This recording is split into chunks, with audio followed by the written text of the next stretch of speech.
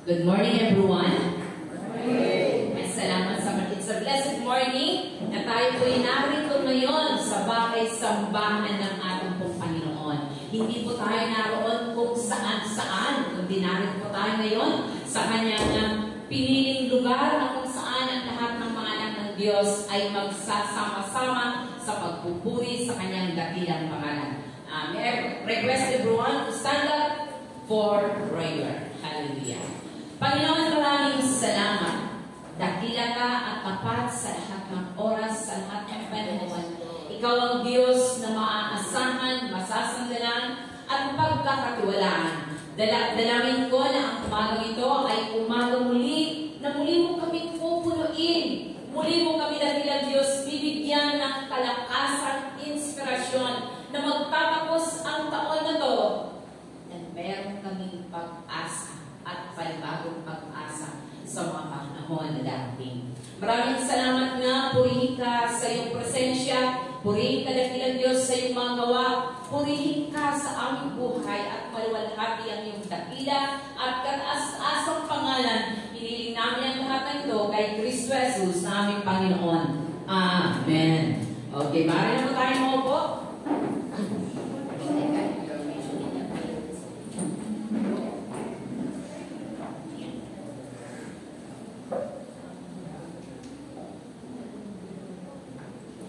So, ang topic po natin for this month is about worship. Kaya nilagyan ko na lang po yan, worship inventory. Sapagkat kadalasan tayo po ay nagkakaroon ng inventory, di po ba, na nakikita po natin po yan, inventory lagi kadalasan ang huling mga buwan. At kaya napakabisi po ng maraming tao ngayon. Hindi ko po alam kung naging inventory na po ba sila. So my title of my preaching today is about my personal worship. So, sa tingin niyo po ba, kumusta na po kayo? Kumusta po tayo sa ating pong personal na pagsamba sa Panginoon? So, ang ating pong tema, my personal inventory of worship in 2025. So, magkaroon po tayo ng inventaryo ng ating pong pagsamba sa Panginoon ng 2025. Kung ating pong ibibigay ang ating mga mata, if we're gonna close our eyes, let's go back from January to December ngayon. The first month ng ating pong the first Sunday ng buwan 2025, sa tingin nyo kaya, alam nyo po ba, sinicelebrate po natin ang Christmas celebration sapagkat alam po natin ito po yung first na coming ng ating pong Panginoon. Pero kapag inventaryo ng ating Diyos sa worship na mayroon po tayo for the past months ng ating pong service sa Panginoon 2025, do we think na ang kanyang inventaryo na yon sa iyo ngayon at sa akin? Sa tingin nyo kaya, ano kaya ang tingin ng Diyos habang nag-check ng kanyang inventory? Do we pass? Okay. So, ituloy po natin. So, ayan po ang aming tema ngayon, my personal inventory. Hindi po ako, kundi ikaw at ang Panginoon ang mag-iinventaryo ng iyong pagsamba ng 2025. Okay, so that's my introduction. Most of the time, companies, inventory goes at year-end. So, sabi ko dyan, to check all the data if you make an increase or not. So, napaka-importante po ng inventaryo. Sapagkat dito po ngayon malalaman, nag-i-increase nga ba ang ating pagsamba or not? Sabi ko dyan, sige, paki-forward. What do you think? Can we consider ourselves today or now as in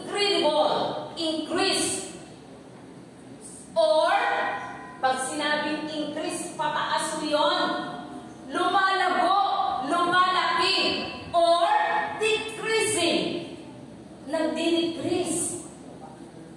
Bumababa. Bakit parang yata nalulugi ako sa mga kapag-samban ko? Lugisyo kaya ang kalamitan sa pagsamba kapag meron akong inventory ang Panginoon sa church, sa'yo, at sa akin. Sabi ko dyan, maintaining. Okay na ito. At least nami-maintain ko na ba? Hindi ko alam sa mga negosyante na sa mga kanila na nagbi-business. Okay lang po ba? Okay na yan, nag-maintain naman. Ano sabi ko nila? Break even? Pwede na po ba yun? Pastor Jerry?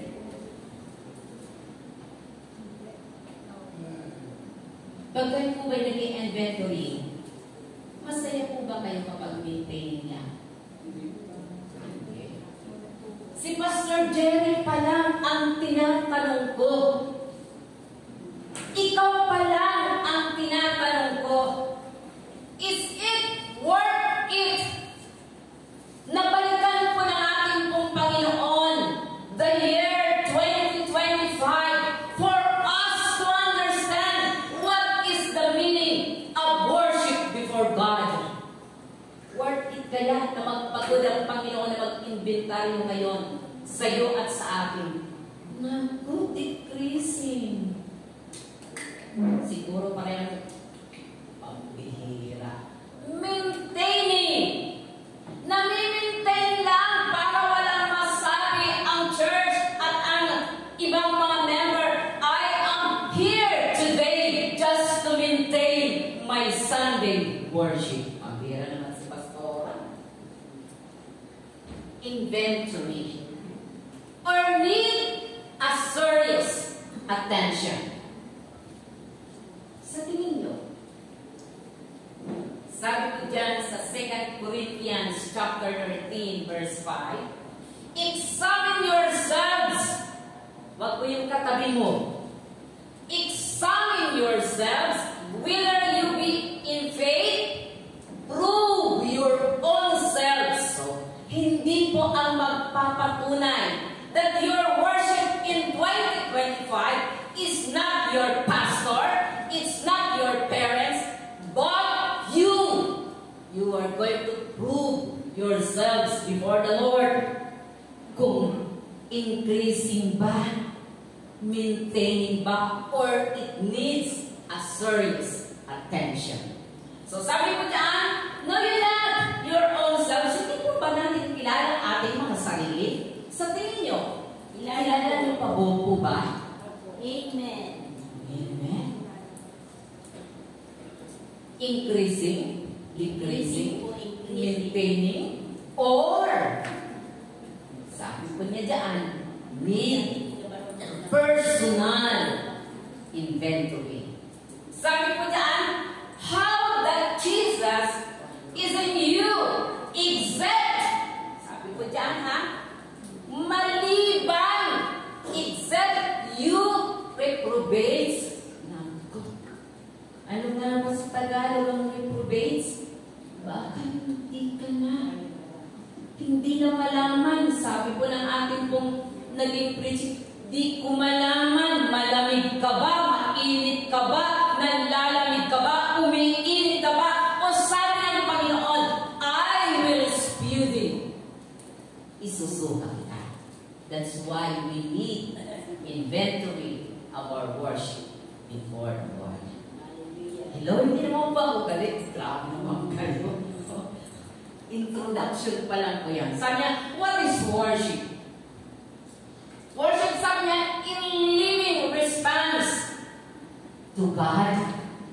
Alam po natin ko yan, ha? Hindi po pa kayo pagsamba. Sabi po dyan sa Oxford, the feeling or expression of reverence and adoration for a deity. Nagkakaproblema po ba kayo sa paglabas at pagpasok? Mamaya na po kayo lumabas at pumasok. Just stay in the church while sinuserve po ang Word of God. Okay? Okay. Sige. Sabi ko dyan, reverence God, do all things in the name of Christ with an eye single to His glory. Tingnan po yun. Pag sinabi kong reverence, single eye. Nakatingin ka, hindi alam niyo po ba yung double eye? Magkahiwalay po yan ang kanyang paningin. Yung isa pa kaliwa, yung isa pa kanan. Single eye. That's why you need to see before Jesus habang naglalakad ka. Kaya ang inventaryo ng ating pong Panginoon for 2025, single eye ka ba sa Panginoon? Nakatingin ka ba habang naglalakad ka for 2025? Okay. In biblical way, sabi ko dyan, it means reverently honoring and adoring God by acknowledging His supreme worthiness. Diba? Pag sinabi pong supreme, talagang pinakamataas na words yung ibibigay po natin sa Kanya. Expressed through both inner reverence and outward action. So, meron pong inner, hindi po namin ito kayang basahin. It's only God. Outward, ito po yung kitang-kita ng lahat. Naku, wala pong ibang makapagalan. It's only God. Alam niyo po, pag ako'y nag-praise, pasensya na po kayo. Masyado po akong pag word of God ang dinadala ko hanggat maaari, I don't want that ay manidisturb ako ng ilang mga commotion. Narito kayo just to listen the word of God. Then, listen to the word of God. Sabi ko dyan, express through both inner reverence and outward action. Kaya sabi ko niyan, ascribe to the Lord the glory due in His name. Pag narito kayo sa loob ng church, ibinibigay po ba natin ang lahat ng glory due to His name? O disturb ang iyong kaisipan? Nag-iisip ka ng maraming bagay. Sabi nga, physically present, but mentally absent. Sabi niya, ascribe to the Lord due to His name. Bigyan mo ng mataas na papuri. Simpleng minuto that is for the Lord. Worth it na dapat mong pagsinapan. Bakit? Dapat mo siya sa lahat ng iyong ginagawa, sa lahat ng iyong sacrifices. Bakit?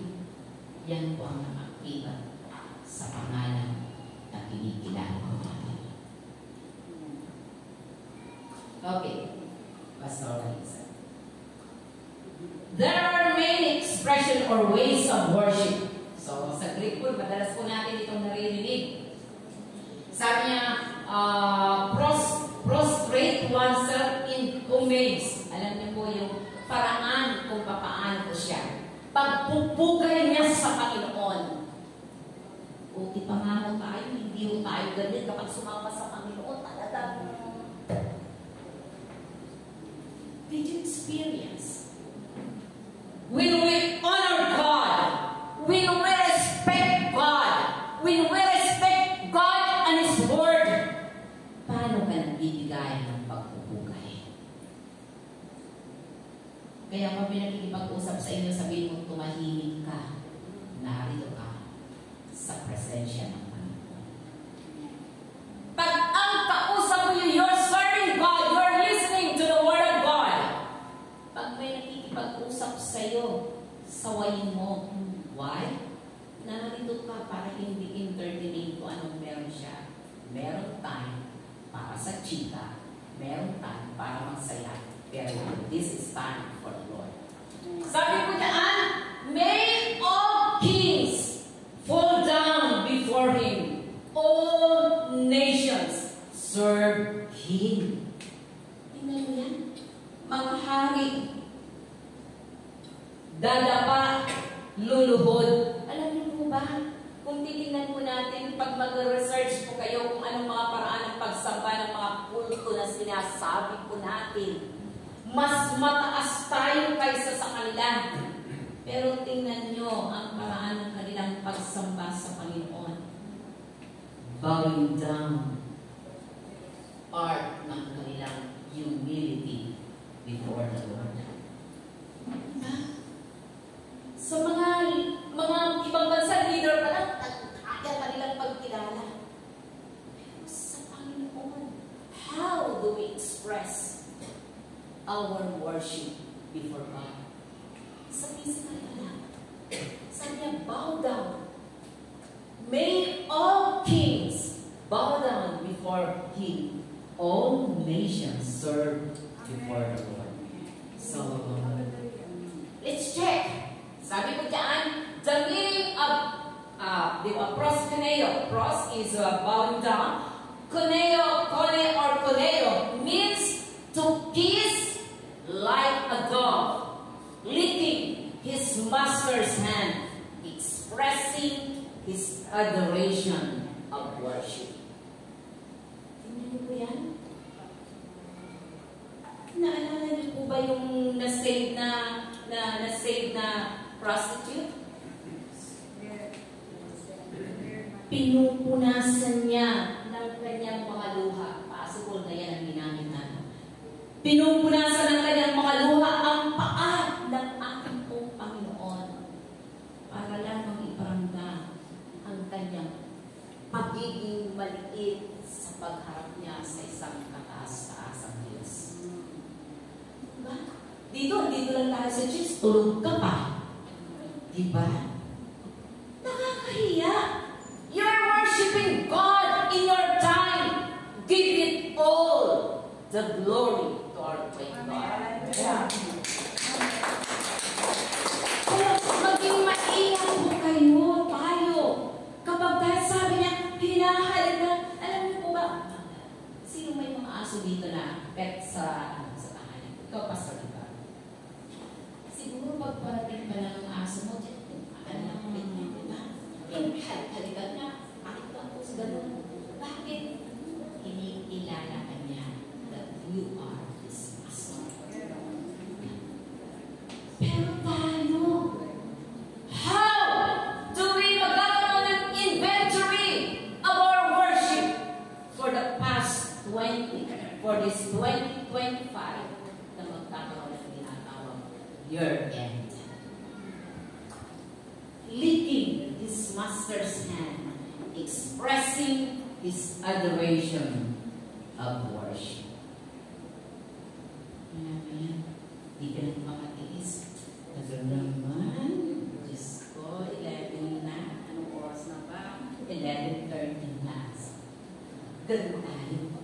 Minamadali po natin ang preacher kasi mayroon kang ka-date, mayroon kang pupuntahan, mayroon mahalaga sa'yo. Okay, tuloy po natin. Let's take inventory 2025. Sabi po dyan, sa text po natin yan, Psalms 22. The source of worship, sa King James Version. My praise shall be of thee in the midst of congregation. Ano kayang basa sa'yo? Sa congregation. Sabi niya, my praise, ang papuri ko ay para sa'yo. Nandito mo tayo sapagkat ang worship mo natin is praising God.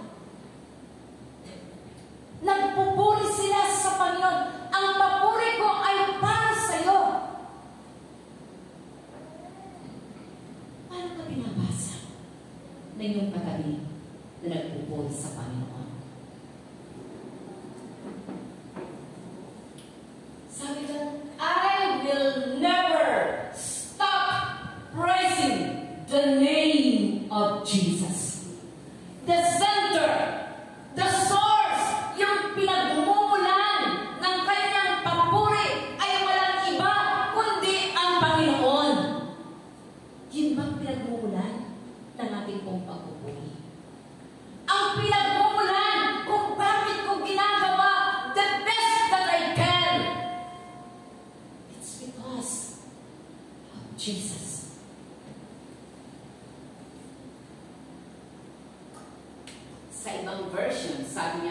From you comes the theme of my praise in great assembly.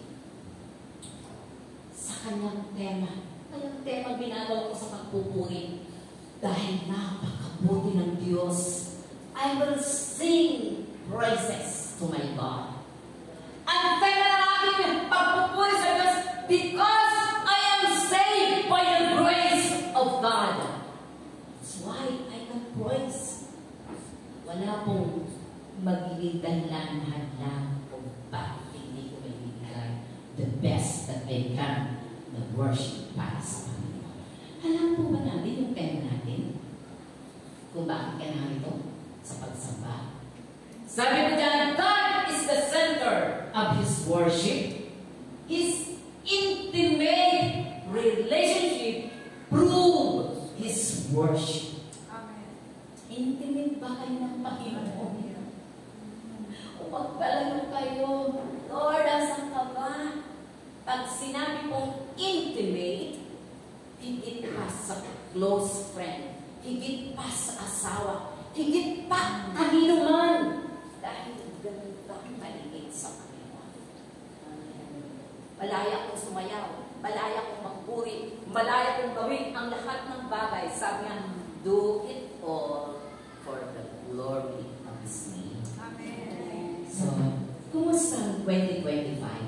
Sa tingin nyo, ganito ba tayo ka-intimate ng Panginoon? Hallelujah. That is proved by your work relationship with God. Sabi niya, His knowledge about God, sige, Pastor Raisen, dictate His character of worship. Yung pagkakakilala mo sa Panginoon, iisang verse na nga lang ang alam mo tungkol sa Diyos. Gawin mo yung the best na alam mo. Sabi ng alam mo, paborito mong verse, Pastor Rebecca. Paborito mong verse. Psalm 46:1. Okay, ano mo yun?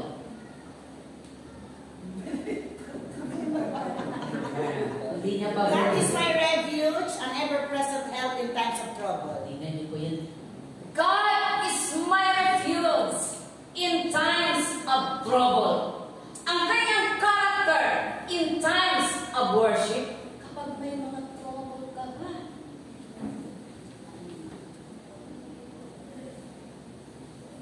Kitang-kita ba ng character ng iyong worship?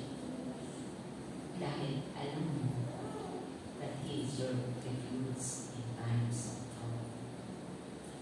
His experience sustained His highest praise of worship. Tingnan niyo yan, si Jeff Soperson, David Dunn, sabi niya, worship goes for celebration. Reverence need not dampen our enthusiasm of our celebration. Hindi po napipigil ng kawalan mo, ng problema mo, ng mga bagay-bagay na pinagdadaanan mo para hindi mo kayanin sumamba sa Panginoon. Kitang-kita po yun. Alam ng Diyos ang thermometer ng iyong pagsamba sa Panginoon. Kung nagagawa po natin yon, bakit experiencado po si Haring David? Sabi ko daan, but it does sharpen our focus in the midst of celebration. Tingnan niyo po yun. Hindi ko napipigil. Sabi niya, but it does sharpen. Lalo po nga nahasa ang kanyang pagsamba dahil kilala niya ang Diyos. Alam niya na siya ang sentro ng kanyang pagpupuri sa Panginoon. We are not celebrating to entertain ourselves. Ganda po ng kanyang pagkasabi niya. We are not celebrating to entertain ourselves. Pagod ako eh. Hello. Huwag mo entertain ang pagod mo. Dahil hindi ka sumasamba dahil sa kapaturan mo. Sumasamba ka dahil sa Diyos. Worthy ng iyong pagsamba. Hindi ka sumasamba dahil marami kang pera. May pera ka, wala. God deserves for the highest praise of worship.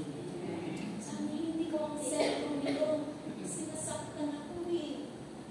Kaya, apektado din ang aking service, ang aking worship sa Panginoon. Hindi. Ang center ng lahat ng aking pagsamba ay walang iba kundi ang Panginoon. Amen.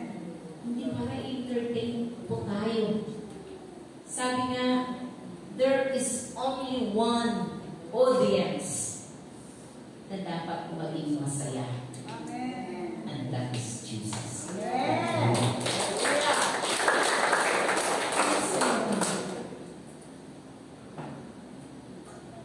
Hindi ka umaawit para hindi ka. Sabi ko dyan, ang ganda ng song kanya. Praise the Lord, O my soul, all my inmost being. Praise His holy name. Bakit niya inuubusan ang kanyang kaluluwa? Madalas tulog, madalas nang lalambot, madalas walang lakas. Kaya inuubusan niya. Purihin mo ang Diyos.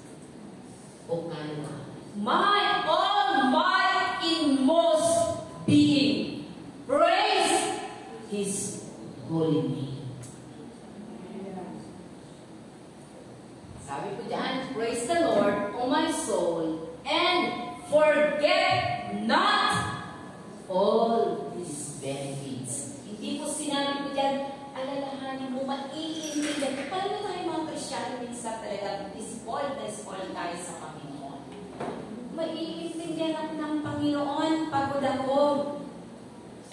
Kung pagod lang ang pag-uusapan, can't be compared sa pagod at buhay na ibinigay niya para sa akin.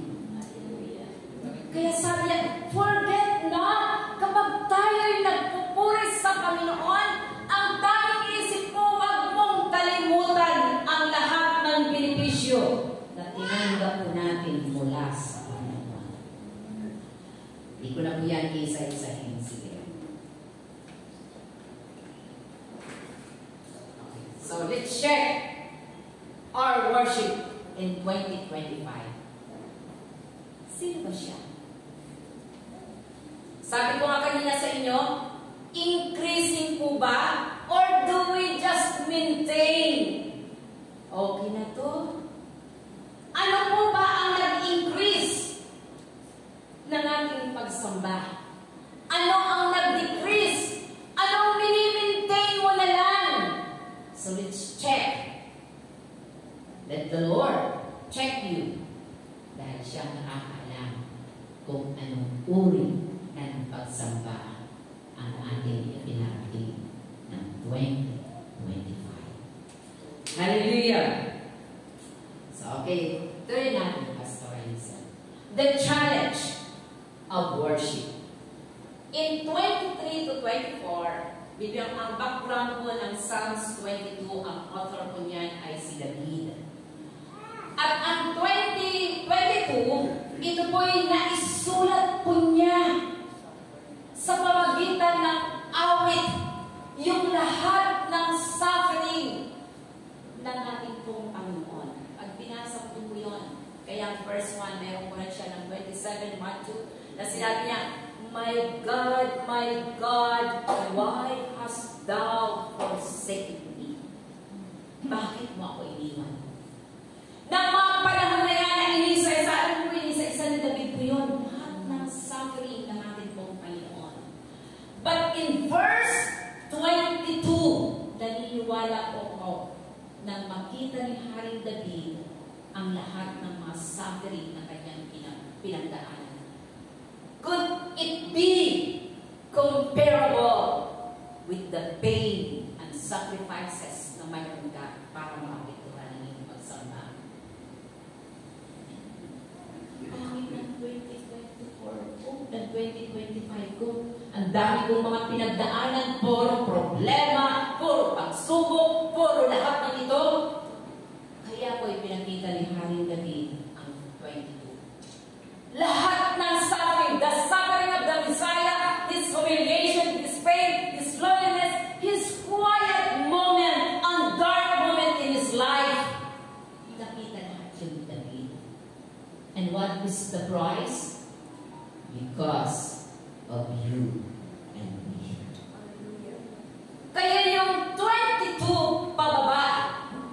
ito ang kanyang naging response ng kanyang pagsamba. So, ano mga challenges? Tingnan po natin.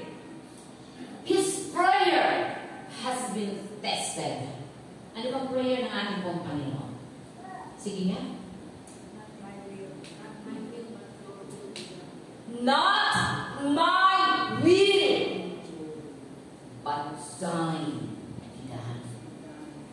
Kumusta po ang ating prayer life ng 2025? Oo na lang pinharap sa Diyos, Lord. Lord, Lord. Oo nga, Lord mo siya. Pero sa prayer mo sa tayo.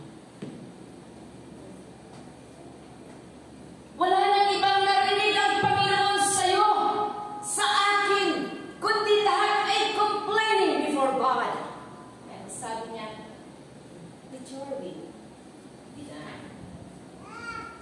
His devotion and character of obedience. Narinig mo natin po yan ng past na months na tinalakay ko about sa position in Christ. Hinubad niya. Lahat-lahat. Alam niyo, hanggat hindi po natin natututunang hubbarin ang ating pong buong pagkatao, you can never follow God wholeheartedly. Hindi mo kayang sumunod. Bakit? Laging nananaig ang sarili mo. Laging nagtatagumpay ang sarili mo. Sarili ko natin.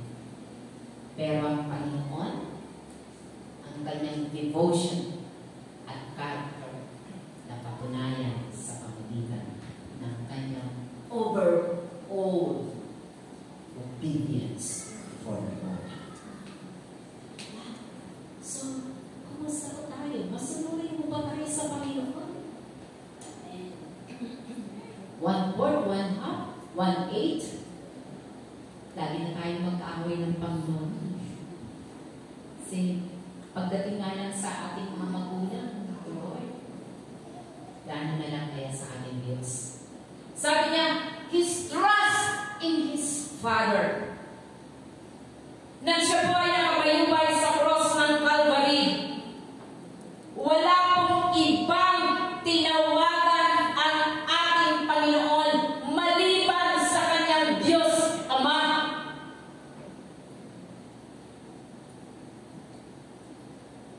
Kaya natutuhan pa rin niya ang the best worship na kaya niyang i-offer. Trust his Father. Pinagtiwala niya. Tiwala po ba tayo? The last sabi niya dyan, his complete submission to remain standing. Lord, magsasapit ako. Manatili ako nakatayo. Lumakalabay para siya. Kaya po ba yun? Kaya ang kanyang command. Kita po natin po yan sa mga verses. Those who fear Him, those who honor Him, those who reverence Him, sumama ng kama ng iyong pagkilala sa Diyos. Yan ang kanya.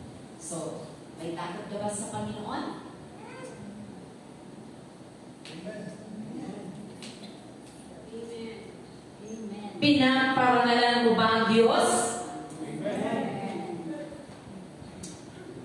Gawin mo ang nararapat na pagsambahan para sa Kanya. Sabi niya, I will bless the Lord at all times. At all times. His praise shall continually be in my mouth. Hindi ko nasusubok ng panahon o nasusubat ng circumstansya ang bawat pagsamba mo sa Panginoon. Alam natin yun. akin yung challenge of worship.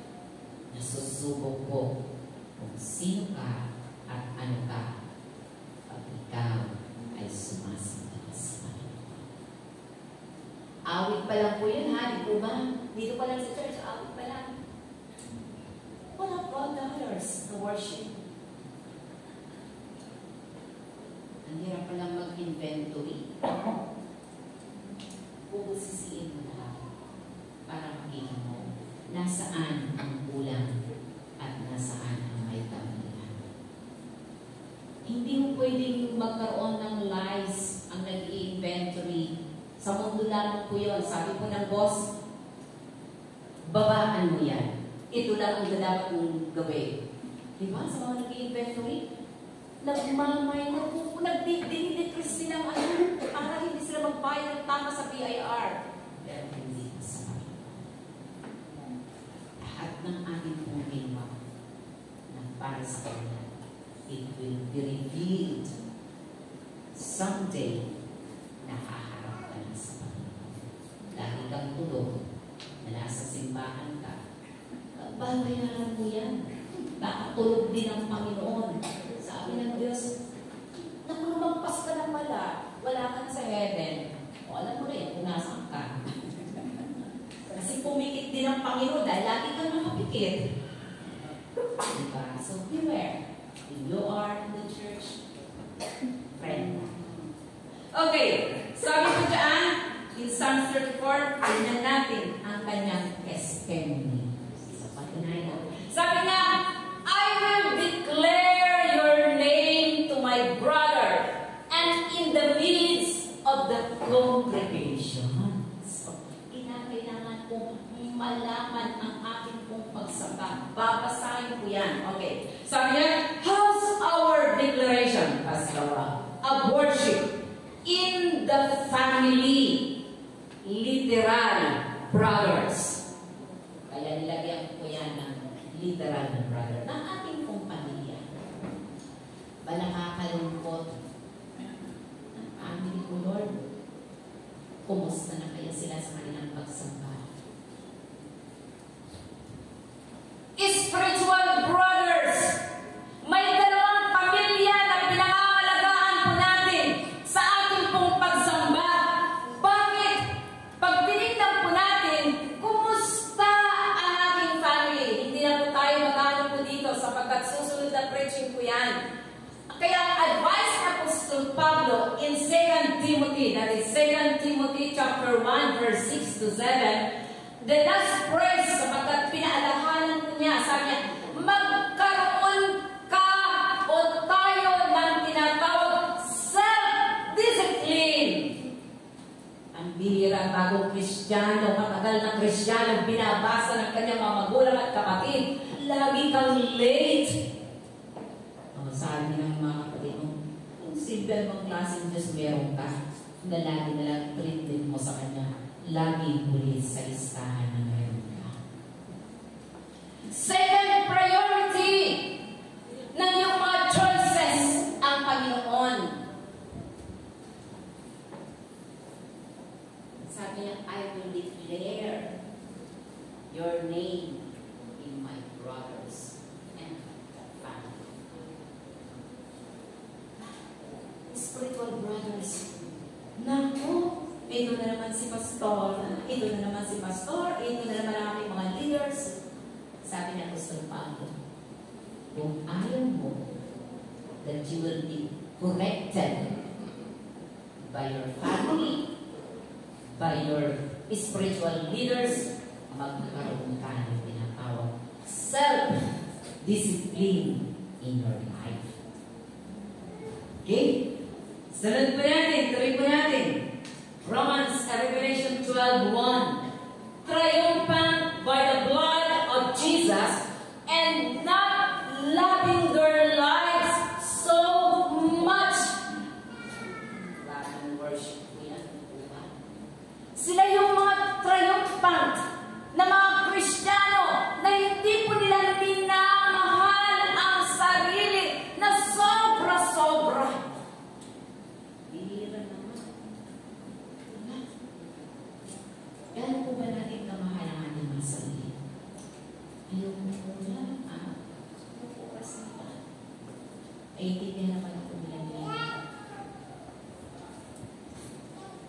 ang worship sa Panginoon. Sabi niya, triumphant by the blood of Jesus and loving their lives so much. Alam niyo po, kapag ikaw po ay na-remember ng council, alala ko naman si Clarence, back to, sabi niya, Diyos ko, ganito pala ang ano ng council, pagkatapos ng meeting, masakit ng ulo ko. May ilan po noon na naging part. Bakit? It's part of your sacrifices for God. Maghapon, pinag-uusapan, lumagulang ang church. Lahat ginagawa para ang church maging matibay at maging malakas. Uunahin ang para sa Panginoon, secondary ang sarili. Pastor Jeff is working. Dali ng work. Ako dito, work pa rin. Pag-ano lang ang bibigay ng allowance, 500. Wala pa yata, 300 lang yata ang kanilang allowance. You're not serving for the allowances. Isa na sa pagtrabaho na ng kaming lahat. Pero hindi. It's because of the love for Jesus. Kaya namin Amen. Alam niyo po ng aking kabataan noon, ako'y naging young people.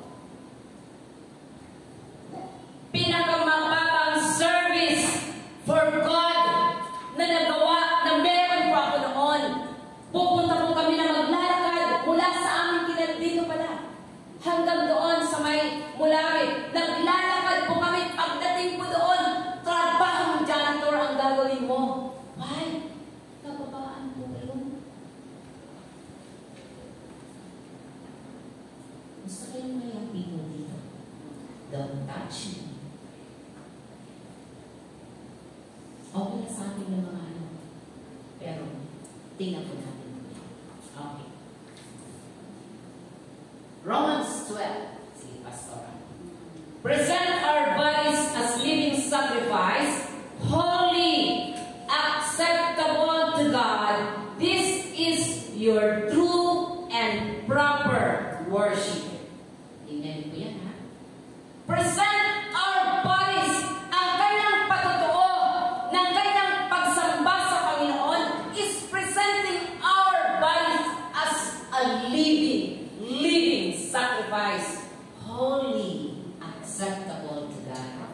This is your true and proper worship. Amen. So, kumusta nga din ba yung tayo?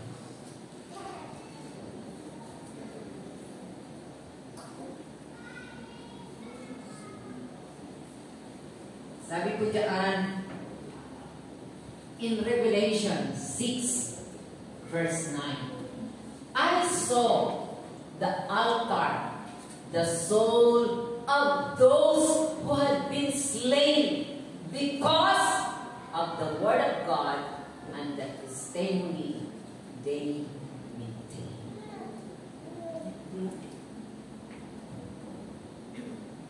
Na nasa harap na lang kami noon. Lord, these are the souls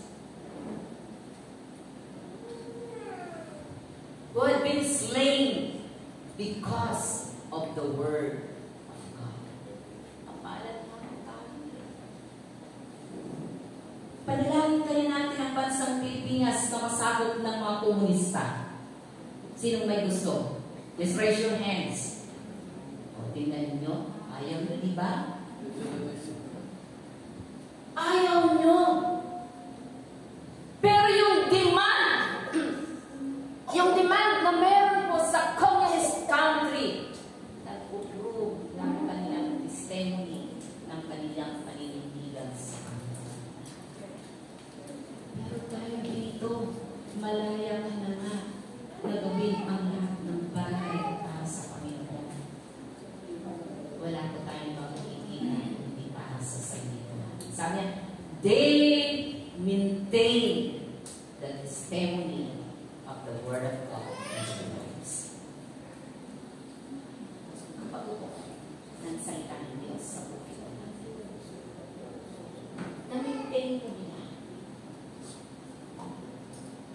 Tingnan mo natin. Sabi ko dyan, do we maintain our great testimony?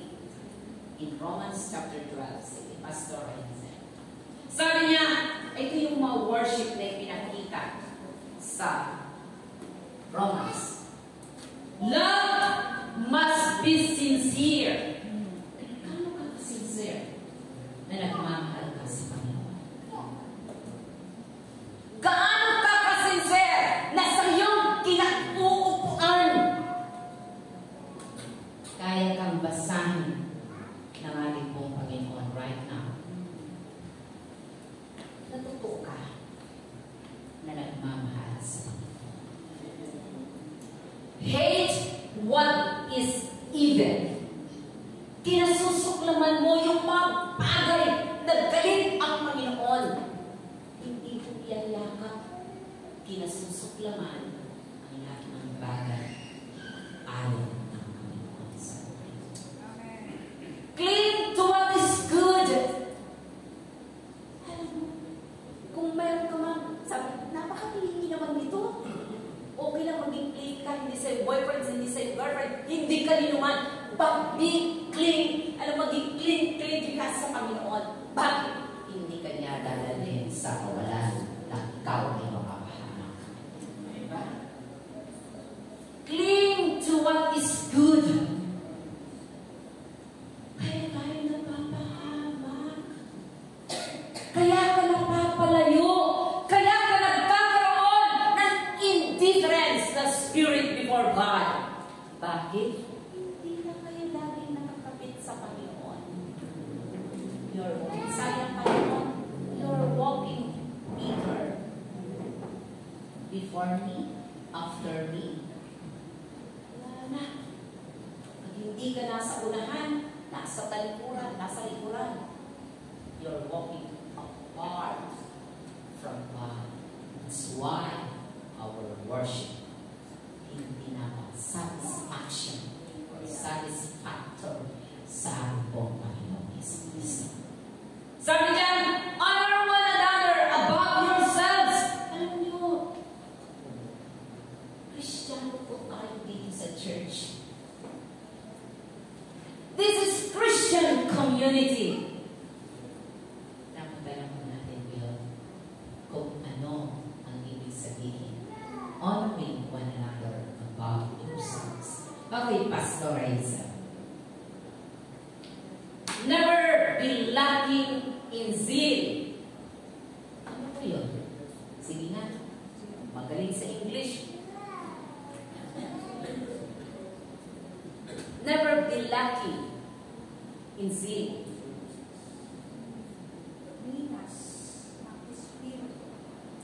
But keep your spiritual fervor. Yung saya po natin, kung ano po tayo noon, dapat that it would be increasing, not decreasing, not maintaining. Dapat check natin ang ating mga sarili. Baka mawala na yung migas ng dating ikaw. Sabi po sa Revelation, di po ba? I have somewhat against you. Meron na akong laban sa iyo. Wala na ang iyong spiritual life. Wala na yung zeal na yung paglilingkod sa Panginoon. Nasaan na kaya ang ating pong Panginoon? Sabi niya, be joyful in hope, patient in affliction. Hallelujah. Faithful in prayer. Sige, Pastor, hindi ko na po amin po yan. Faithful in prayer. Share with the Lord's people who are in need. Practice hospitality. Yan po ay bahagi ng lahat ng ating pagkakasal. Kapag nalimutan niyo po, Romans chapter 12 ang nakalagay ko doon. Huwag niyo i-memorize muna ng iba sapagkat yan ay bahagi ng ating pong pagsampa sa Panginoon. Okay. Number 4 po. committed to fulfill his broken vows. Verse 25. Sabi ko niyan, before the fulfill, you, I will fulfill my vows. In Psalms 116, 12 to 14, hanggang 18 po yan. Sabi po dyan ni Haring David, how can I repay the Lord for all His goodness to me? Lord, paano ba kita babayaran? Ang tanong ko po sa inyo ngayon, bayad ka na ba? Sa lahat ng kabutihan ng Panginoon, in your life, in my life, sa tingin nyo, ilan na po ang ating pong nabayan? 50%? Sabi nila, passing grade daw yun. 75 pala, Pastor, tama ba? Mga estudyante, 75! 3/4! Tama ba, 3/4? 3/4 ng iyong service, pababa ng 75! Hindi ka pa makabayad sa lahat ng ginawa ng Panginoon na kanyang kabutihan. Sabi niya, I will fulfill my vows to the Lord in the presence of His people. Sige, Pastor Isa. So, mayroon pong dalawang personalities na dapat mong i-prove ng iyong mga broken vows sa Panginoon. Kanino mong gagawin? Sabi niya, God and His people. Hindi yung pwede na sinasabi mo sa Panginoon, Lord, gagawin ko ang lahat ng ito para sa iyo. Hindi ka pupunta sa langit para gawin mo ang lahat ng iyon. Gawin mo, sabi, whatsoever you do to these little ones, ginawa mo ang lahat ng iyon para sa akin. So lahat ng iyong commitment, hindi lang po sa Panginoon, kundi sa people of God. Sabi niya, I will lift up the cup of my salvation. Tingnan niyo po yung sabi dito. I wait for you, Lord, listening to your voice to serve you, my Lord. Pumikit ka kaya mo yun? Sa isang sandali. Pag sinabi kong I will lift up, itataas ko ang inumin ng aking pong kaligtasan. Basang-basa po ba na ikaw ay ligtas?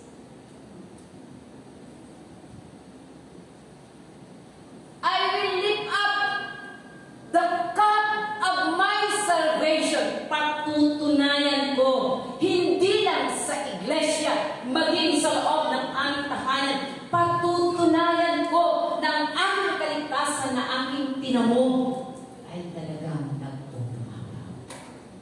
So, sino mag-check ko noon sa akin pong mga Israel? It is your parents. Kami na mga magulang ang magpapatunay if you are saved or not. The last ay ang kanyang spiritual brothers. It is the church. Kaya lagi ang church umaalala mo sa akin. Sabi niya, truly I am your ulit. Truly I am you are servant of God. Patunayan mo yun sa pamilya mo pa lang. Alipin ka. Pag inutusan mo tayo, hindi ikaw ang mayor. Meron kang magulang na dapat mong kilalanin. I am your servant, Lord, in my family and in the family of God. Hello? That's your worship before God. So, kumusta ko tayo being a servant of God in the family? Kami na naman, pastora talaga.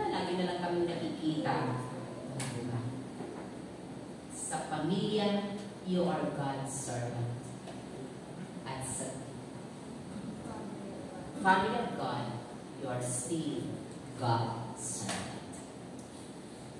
Hello! Siya na rin. Malapit na po magtapos ng sabi niya, I will sacrifice a thank offering to you, healing, to heal all my broken vows. Yan. Sabi niya, I will sacrifice thank offering. Hindi ko na po babanggitin ang ating pong mga tithes and offering. Alam mo yan sa Panginoon. Hindi ko na po babanggitin lahat ng mga service na nararapat para sa Panginoon. Alam mo yan, being a servant of God. Sa pamilya, prove it that you are a servant of God. In the church, prove it that you are still a servant of the living God. Sabi niya, I will offer a thank offering to heal all my broken vows before you, Lord. Alam po natin kung ano ang mga broken vows. So, tingnan po natin ang result. Sabi niya, tingnan niyo po, napakaganda naman o kaya si Haring David nakita niya. Sabi niya, all the ends of the earth will turn to God. All families will bow down before Him. Saan po na ngayon the blessing? Because of your broken vows. The rich of the earth will feast and worship. Posterity will serve Him, and future generation will serve the living God. Diba? Alam niyo po, kung ang church mahihil sa ating pong mga personal na broken vow before the Lord, at nakita po yun sa atin, na tayo po'y mag-comply sa lahat ng ating pong mga broken vows, yan po ang pangako na dapat maranasan ng ating pong pamilya. So, check our 2025 worship before the Lord. So, Pastor Rice, gusto niyo ma-enjoy? Paghilumin po natin ang sugat ng broken vows. And that the Lord heals us, that we will enjoy the blessing that's stored for you. May conclusion. Psalms 26, verse 1. Sabi po dyan ni Haring David, vindicate me, O Lord, for I have walked in my integrity. Husgahan mo, Panginoon, for I have walked in my integrity of worship. Hayaan po natin ng Diyos ang husga ng ating pong 2025. Kung mayroon po tayo mga broken vows, let the Lord heals us. Kung tayo po'y magigipagkasundo sa Diyos na aming sinasamba. Tayo natin ngayon. Today is our communion. Ito po yung panahon na tayo po'y muli makikipagkasundo sa ating buong Panginoon. Ito po yung panahon ng healing and restoration. Ito po yung panahon na muli nais mong i-restore ka for who you are, for who I am before God. To restore my sin and fervor before the Lord. Ito po yung panahon. Bago tayo mag-partake ng Holy Communion, magkaroon po tayo ng konting sandali. Lord, nasaan na ba? Ano ba ako ngayon, Panginoon, sa aking pagsampasin? My personal inventory ng 2025, saan ba ako dadalhin nito sa kalagayan ko ito? Saan ako dadalhin? dadalhin pa ako sa 2026 na mag-i-increase ang aking worship sa iyo. O dadalhin ako if I will not decide today saan ako dadalhin ng aking pagsamba sa Panginoon. Magre-remain po ba na broken vows bago tayo mag-partake